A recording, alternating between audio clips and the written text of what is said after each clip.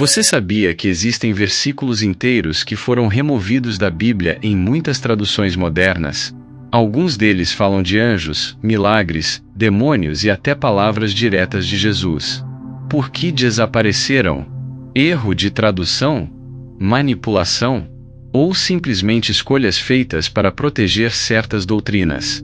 Hoje, você vai conhecer 10 versículos que foram apagados ou colocados em notas de rodapé.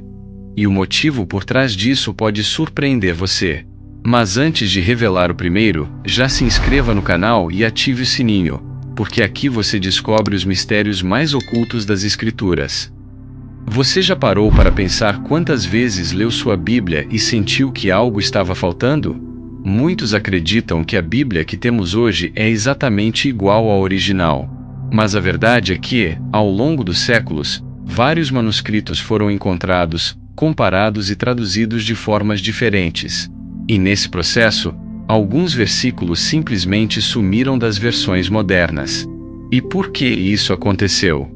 Alguns estudiosos afirmam que os textos estavam ausentes nos manuscritos mais antigos. Outros dizem que certos versículos foram adicionados com o tempo e, por isso, precisavam ser removidos. Mas existe também a suspeita de que alguns trechos foram excluídos intencionalmente, por falarem demais sobre batalha espiritual, sobre o poder da fé ou até sobre o inferno. Curioso, não é? E talvez a pergunta mais intrigante seja: se Deus inspirou toda a Escritura, por que permitir que trechos inteiros sumissem? Hoje você vai ver 10 exemplos impressionantes. E atenção, o último versículo da lista é um dos mais polêmicos da história bíblica. Fique até o fim, porque eu tenho certeza de que você nunca mais vai olhar para sua Bíblia do mesmo jeito. Vamos aos versículos. Mateus 17:21. Mas esta casta de demônios não se expulsa senão pela oração e pelo jejum.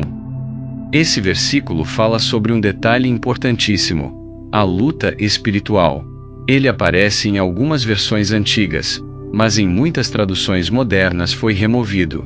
E isso levanta uma questão: será que a igreja perdeu, com o tempo, a ênfase no poder do jejum e da oração como armas contra o mal?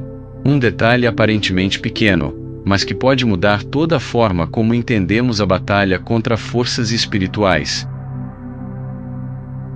Mateus 18:11. Porque o Filho do Homem veio salvar o que se havia perdido. Um dos textos mais poderosos sobre a missão de Jesus. Curiosamente, algumas versões modernas simplesmente o retiram. E aqui fica o mistério: como um versículo tão central para a fé cristã pode ter desaparecido? Será apenas porque não aparece nos manuscritos mais antigos, ou existe um interesse em enfraquecer a mensagem de salvação universal? Marcos 7:16. Se alguém tem ouvidos para ouvir, ouça. Essa frase curta, mas cheia de autoridade, aparece diversas vezes nos evangelhos. Mas aqui, em Marcos, muitos estudiosos dizem que foi acrescentada depois e a retiraram. Mas pense, por que Jesus repetiria tanto essa frase em outros trechos, mas esse aqui seria considerado extra? Será que não estamos diante de um daqueles detalhes que incomodam os críticos da palavra?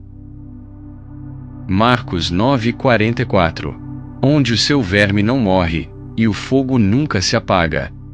Esses dois versículos reforçam a realidade do inferno. E não é estranho que justamente sobre esse tema haja tanto debate. Muitos não querem mais ouvir sobre juízo, sobre condenação eterna. E talvez por isso, hoje, a maioria das Bíblias modernas simplesmente pula do versículo 43 direto para o 48. Mas será coincidência? Ou um sinal de que a mensagem sobre o inferno está sendo enfraquecida ao longo do tempo? Marcos 11:26.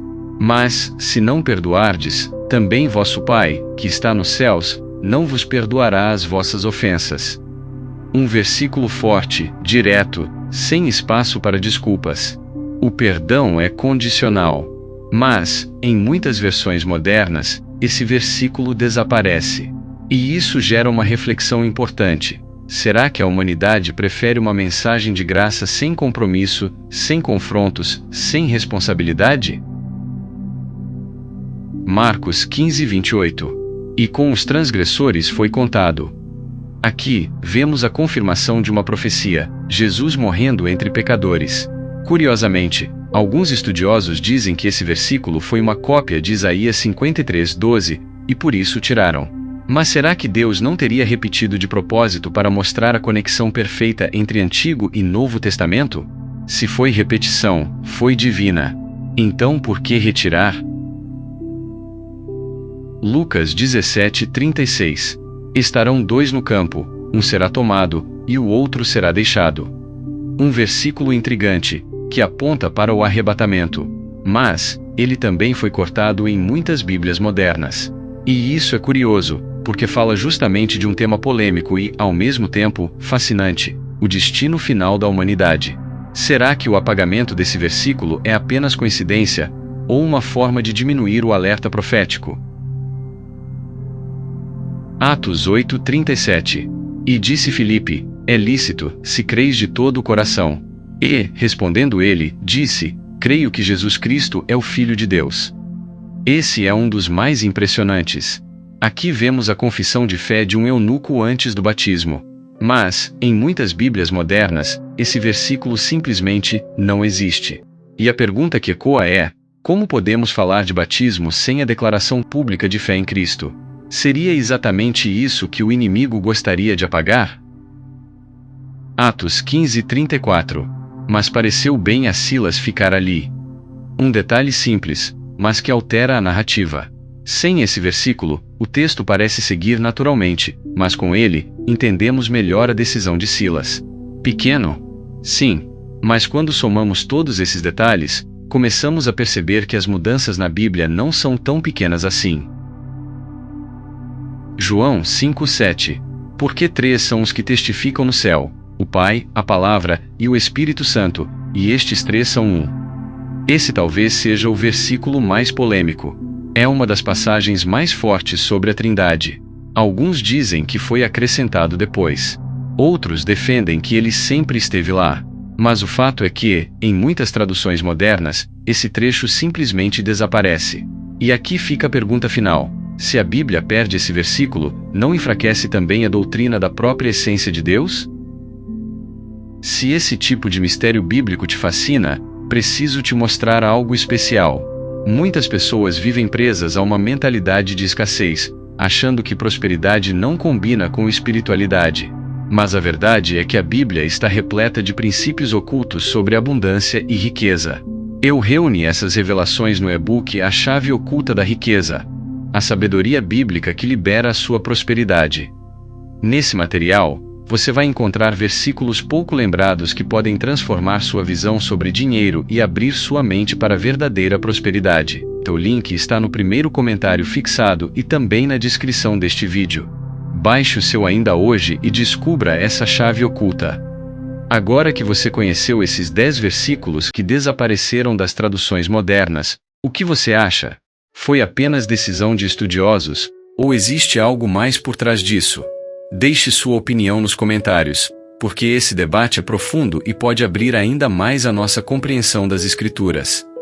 E aproveita para deixar o seu like, porque isso ajuda o YouTube a entregar esse conteúdo para mais pessoas. E claro, se ainda não se inscreveu, faça isso agora para não perder os próximos mistérios revelados aqui no canal. Esse foi apenas o começo. No próximo vídeo, vamos explorar outro mistério que muitos desconhecem. Obrigado por assistir até aqui, que Deus te abençoe, e nos vemos no próximo mistério revelado da Palavra.